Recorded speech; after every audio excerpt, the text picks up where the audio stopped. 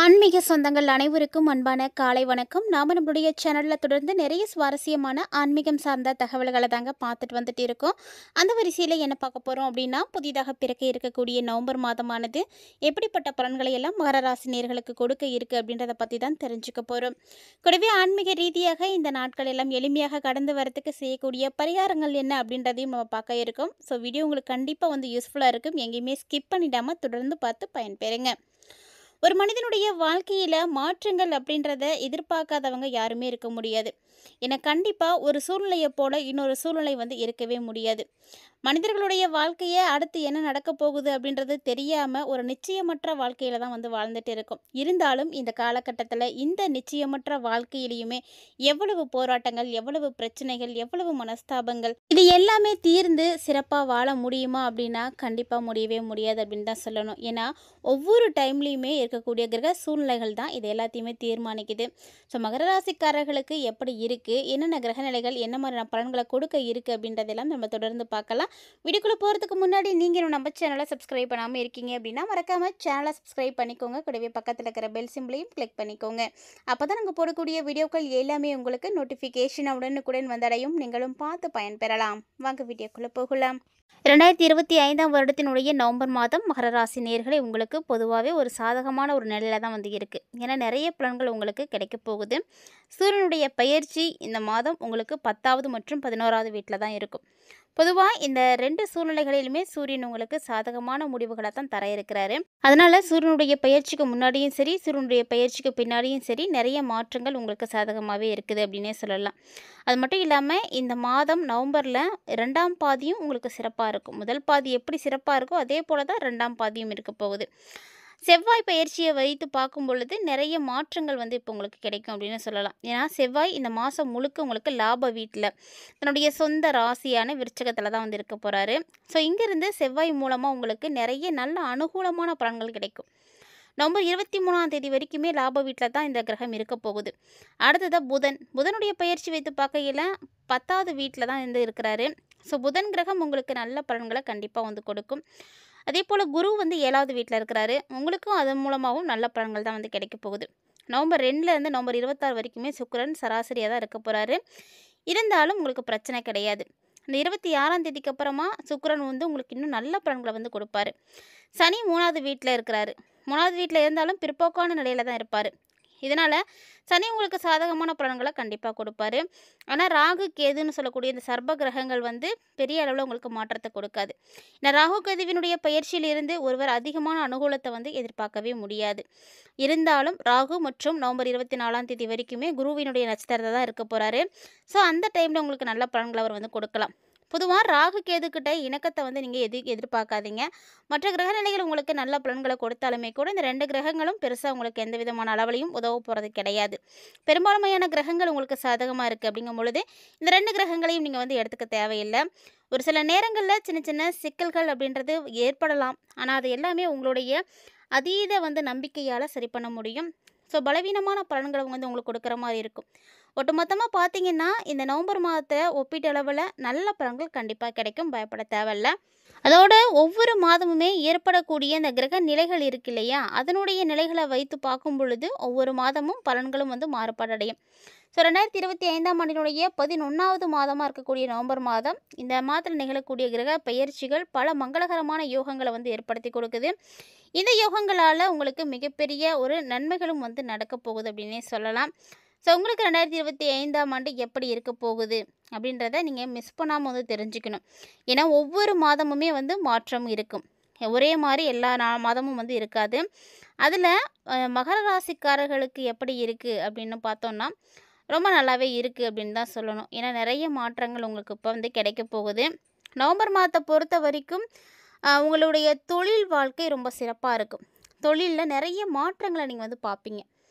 என்னென்ன தொழில் செய்துட்டு இருந்தாலுமே அதில் நீங்கள் என்ன தான் வளர்ச்சி அடையாமல் அதே நிலையில் இருந்தாலும் இந்த டைமில் ஒரு மிகப்பெரிய மாற்றம் உங்களுக்கு கிடைக்கும். அதுவும் குறிப்பாக கடினமான உழைப்புக்கான பலன்கள் கண்டிப்பாக கிடைக்கும். ஸோ இவ்வளோ நாளாக நான் கடினமான உழைப்பாளி தான், இப்போ தான் அந்த கடினமான உழைப்பாளியா அப்படின்னா கிடையாதுங்க. ஸோ நம்ம எப்போதுமே கடினமாக உழைப்புகளை கொடுத்துட்டு இருந்தாலுமே கூட அந்தந்த மாதத்தில் இருக்கக்கூடிய கிரக சூழ்நிலைகளானது எப்படி இருக்குது, நமக்கு நேரம் நல்லா இருக்கா அப்படின்றத பொறுத்து தான் அதற்குரிய பலன்கள் கிடைக்கும். ஒரு சிலர்லாம் பார்த்தீங்கன்னா வருஷ கணக்கில் கஷ்டப்பட்டுட்டு இருக்காங்க, ஆனால் அவங்களுக்கு இன்னுமே ஒரு விடிவு வந்து கிடைச்சதே கிடையாது. இன்னும் எவ்வளவு காலம் தான் கஷ்டப்பட போகிறோம் அப்படின்ற அளவுக்கெல்லாம் கூட சிந்திச்சிருப்பாங்க. ஆனால் அவங்களுக்குன்னு ஒரு நேரம் வரும்பொழுது அவங்க அந்த குறிப்பிட்ட காலத்திலே பார்த்திங்கன்னா மிக உயர்ந்த இடத்துக்கு வந்து போயிடுவாங்க.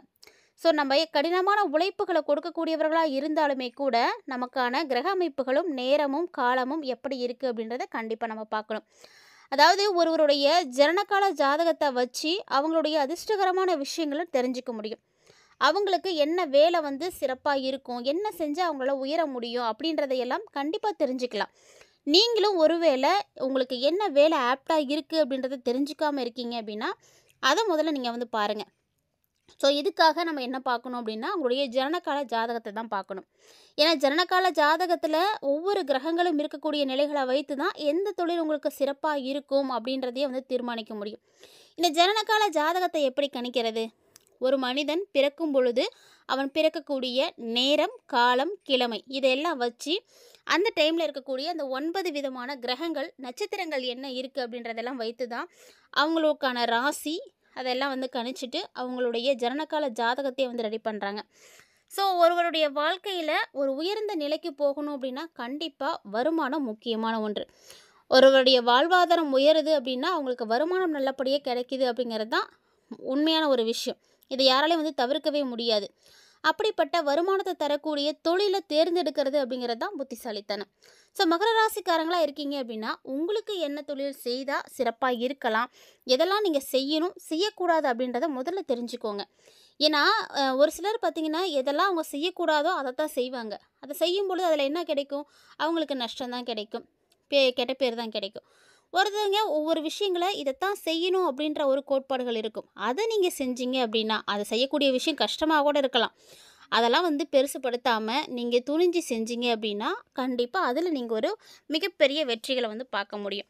ஸோ இதுதான் வந்து முக்கியமான ஒரு விஷயம். இதை யாரெல்லாம் வந்து புரிஞ்சுக்கிட்டு அதன்படி நடந்துக்கிறாங்களோ அவங்களுக்கு தான் அந்த கடினமான உழைப்புகளுக்கான பலன்கள் கூட கண்டிப்பாக கிடைக்கும். ஸோ இந்த டைமில் மகர ராசி நேயர்களுக்கு ஆரோக்கிய பிரச்சனைகள் கூட முடிவுக்கு வரப்போகுது.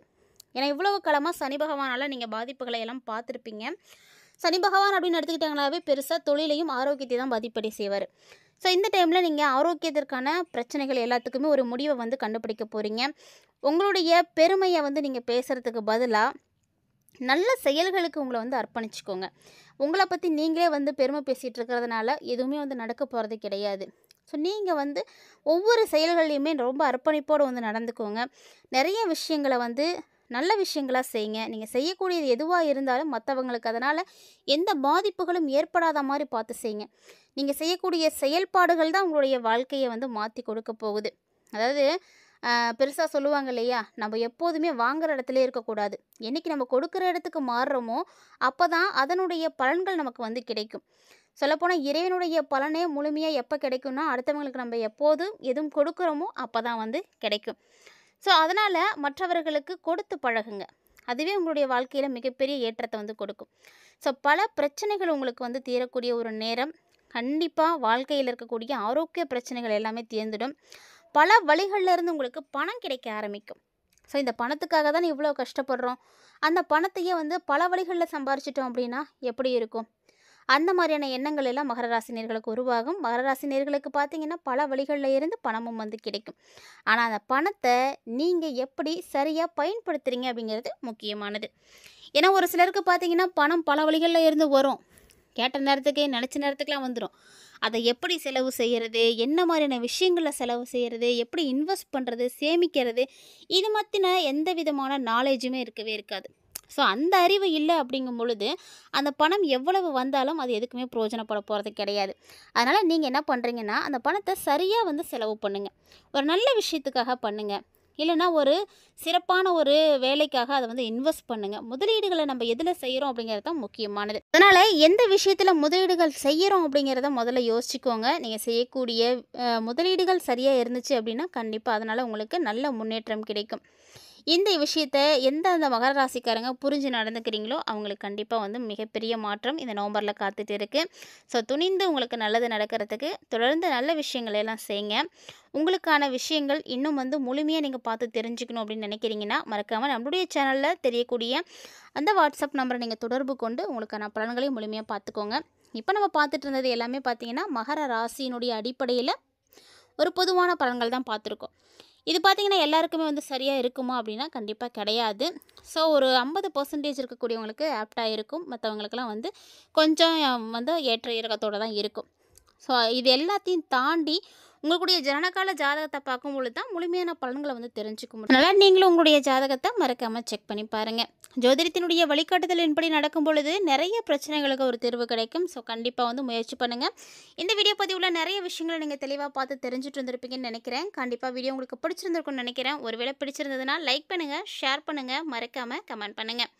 இது மட்டும் இல்லாமல் இது போல் நிறைய இன்ட்ரெஸ்டிங்கான தகவல்களை எல்லாம் நீங்கள் தொடர்ந்து பார்க்குறதுக்கு மறக்காமல் சேனலை சப்ஸ்கிரைப் பண்ணிவிட்டு ஃபாலோ பண்ணிக்கோங்க. இந்த மாதம் உங்களுக்கு சிறப்பாக இருக்க கண்டிப்பாக நீங்கள் இறை வழிபாடு செய்கிறது ரொம்ப நல்லது. உங்களுடைய இஷ்ட தெய்வத்தை நீங்கள் தொடர்ந்து வழிபாடு செய்யுங்க. கண்டிப்பாக நல்லது நடக்கும். இந்த வீடியோ பதிவில் பார்த்து தெரிஞ்சிட்டு இருக்கக்கூடிய சுவாரஸ்யமான தகவல்களை போல இன்னும் கூடுதலான தகவல்களோட மற்றும் ஒரு தலைப்பில் சந்திக்கலாம்.